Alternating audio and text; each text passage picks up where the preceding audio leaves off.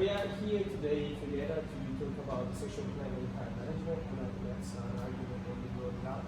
And then we're going to spend a few minutes to talk about the session planning and time management. Alright, so I'm just going to put some bullet point here to explain a little bit what are my thoughts about the session plan and what I mean about the session. Okay.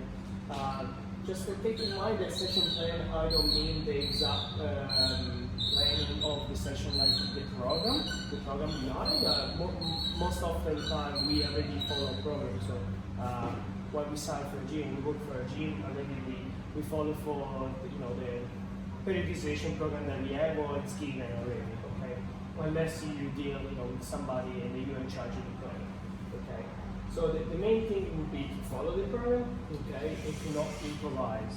You not just come to rock into the session and I will change the program. That's what we're gonna do. Right?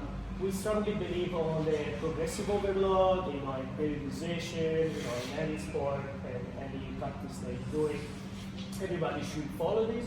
So changing the program, it wouldn't give any benefit, okay, unless that's something that very important, for some example, sometimes there's no session, so it happened that, you have a blackout, or the modifiers doesn't work, and the software is not working. So we need to do something about it, okay? So in this case, following the program, plan ahead is in case you are planning the session, okay, and you need to keep the session, you need to plan ahead, for example. Sometimes you say, hey, Ola, we need to do the outdoor, or we need to do something different for that day. It's not part of the program. You might want to do your program just the day before, or 2 days before, whatever you're comfortable with, okay? And always just look at the things that the people done the week before, so you have a record of everything. We are very lucky that at the moment we use softwares, so we can always have the chapter. Okay.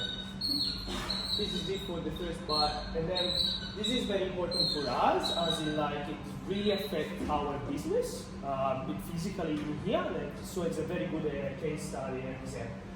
Thought management. Numerous cases of classes, so when we have a lot of people in the class and then manage the group. Okay? This is very easy for us to draw the example because we have compromising here, okay? Because the low ceiling and the no dropping policy, and for example, is a tiny spot, okay? Compared to a facility that's very big. We are more like a niche studio kind of, okay? It's 120 square meters in here. So we have a lot to do on planning there. Okay. Here it's very important. When I came here first time, 2-something years ago, and for me it was different. I really had to sit down and spend time to manage the class. I was thinking about the workout and planning the workout, and then when I walked into the gym, a couple of weeks didn't work. There's no equipment, there's no space available. That was very difficult for me. For example, I have a lot of barbells on the floor, and it's very hard. Okay. Now, after 2 years, I don't have much of issue anymore, but it's a constraint, big constraint.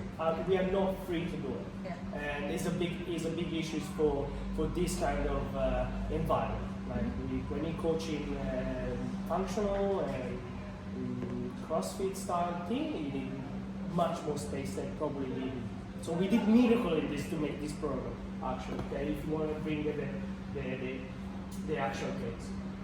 Of course, we are popular, so there's a lot of people that come in. So when you program for a lot of people.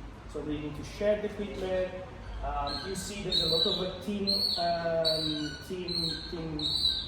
workout. So in other gym, you don't probably see much often those kind of workouts, right?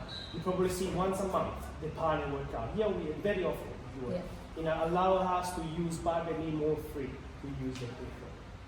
Okay, and then exactly bring us to the last point, which is manage the equipment.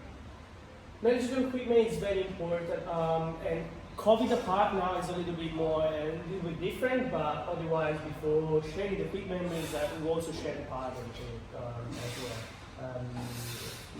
Probably sometimes you need to share barbell, you need to share the same kettlebell, you need to work as a team. Okay?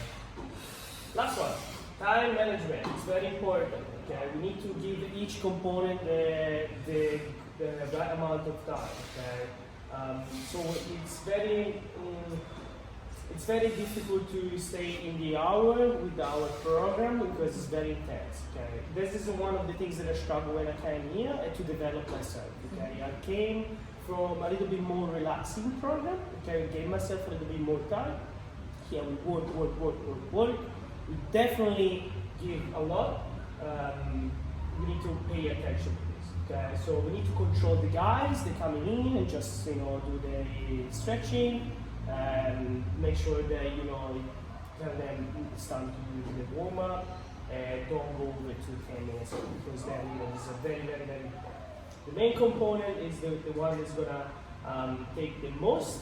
The cool down is equally important. It's something that is a practice that we don't do much here. We expect the people here will do the stretching after by themselves. But this is pretty much what it is, alright? When we go over, I'm guilty of this oftentimes we go over, you give space to the people to do too much of the stretching and stuff. We need to have a little bit more control. They expect to come here and do the static stretch, do the couch stretch, and they don't know, they just copy what they see doing, and sometimes it's not even correct.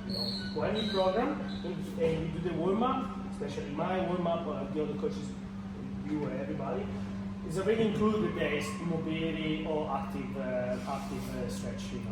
It's much more useful before session do the active mobility rather than do just the couch stretch. Okay.